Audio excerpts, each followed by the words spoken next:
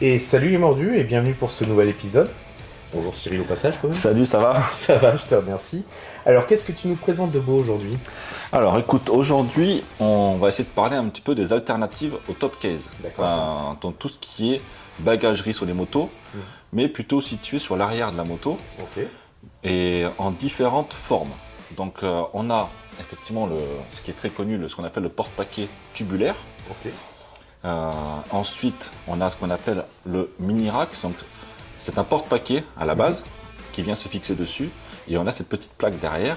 L'avantage qu'il y a, c'est qu'il y a des passages de sangle sur les côtés et donc on peut y sangler un petit sac à dos, une petite sacoche en cuir ou alors un petit top case, mais vraiment un tout petit top case, hein, 30 litres maxi. Et ce qui est génial aussi là-dessus, c'est qu'il y a des trous qui sont déjà faits de. Ah, pour le système aimanté. Voilà, là. c'est ça. Donc on l'a déjà vu sur le réservoir, ce qu'on appelle le système Lockit. Donc il y a pas mal de réservoirs, de sacoches de réservoir qui existent et pas mal de sacoches arrière aussi. En gamme Royster et en gamme Street, donc de chez Epco Becker. Le système aimanté vient se fixer ici et on a pareil le même système de sangle pour positionner et enlever sa sacoche directement en quelques secondes. Ça c'est pratique. Donc voilà. Ensuite, il y a quelque chose qu'on connaît très bien nous dans le monde du trail. Donc pareil, on a une armature métallique sur le côté et on vient mettre ce rack derrière. Donc on appelle rack large. Il existe deux tailles. Donc le small et le grand. Ça c'est le grand, ça va.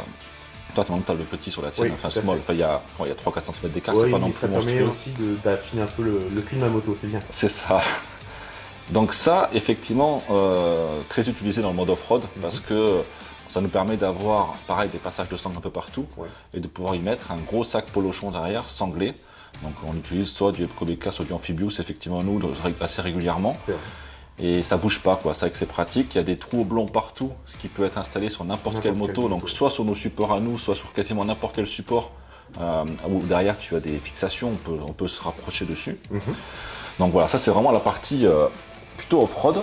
Et ensuite on a quelque chose qui est assez peu connu, que les gens commencent à découvrir au fur et à mesure. Donc ça c'est le Sport Rack. Sport Rack, ça veut dire que ça se met en lieu et place de la selle arrière. D'accord. Ok, directement. C'est du plug and play. Le gros avantage, c'est que comme il est positionné sur la selle arrière, il n'y a pas de problématique de porte-à-faux par rapport pour le sac, à la tubulure plus que ça, et par rapport au poids, parce que c'est censé accepter du coup quelqu'un derrière quand on roule. Donc on peut y mettre quelque chose d'assez lourd derrière, un petit top case aussi des fois, mais souvent les gens mettent des gros sacs derrière ou ils complètent avec un rack des fois pour mettre un gros sac bien sanglé. En plus, donc tout ce qui est roadster, sportif, quand ils veulent partir un petit peu, le gros avantage c'est que dès qu'ils rentrent de leur balade, ils donnent un tour de clé, ils enlèvent ça, ils remettent leur selle et ils se remettent en position semaine entre guillemets pour avoir leur moto tout équipée, quoi. Donc si je comprends bien, ça c'est le spécial célibataire, on est d'accord, hein, ceux qui veulent partir seuls, c'est idéal, n'hésitez pas. Ok, on parle de quel tarif à peu près pour ce type de produit? Alors tout ce qui est support tubulaire, ça varie de 150 à 250 € à peu près. D'accord. Pourquoi? Parce que du coup, selon les supports, selon les motos, il y a plus ou moins de matériaux, de complexité aussi des fois à faire des supports. Il y en a qui sont un peu plus compliqués à faire. Des fois, c'est vraiment beaucoup moins cher parce que des fois, par exemple, on n'a que ça. Parce que la moto est déjà équipée, comme sur certaines KTM, les 1290 ou certaines motos, il y a déjà l'arrière qui est déjà équipé avec des positionnements de vis, de pas de vis. Donc en fait, on vient juste positionner ça, 4 vis et c'est fini, quoi. Donc ça dépend vraiment de la moto, ça dépend de pas mal de choses, mais en général, on dépasse rarement les 250 €.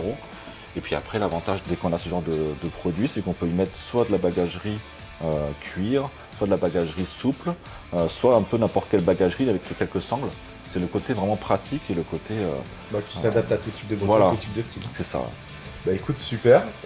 Si vous avez des questions sur ces produits-là, faut pas hésiter. Hein. Comme d'habitude, vous pouvez aussi directement retrouver tous ces éléments-là directement sur le site internet Freddy Speedway Accessories. Voilà, c'est le plus simple. Et je vous propose qu'on découvre dans une future vidéo plutôt, tout simplement les bagages qui vont dessus. C'est ça, la bagagerie. Donc on commencera sûrement avec du cuir. Puis après, on vous expliquera un petit peu toute la bagagerie qui peut exister. C'est pas mal. Il veut toujours commencer par là. Bref, merci à tous et on se retrouve bientôt les mordus. À bientôt. Ciao Cyril. Ciao.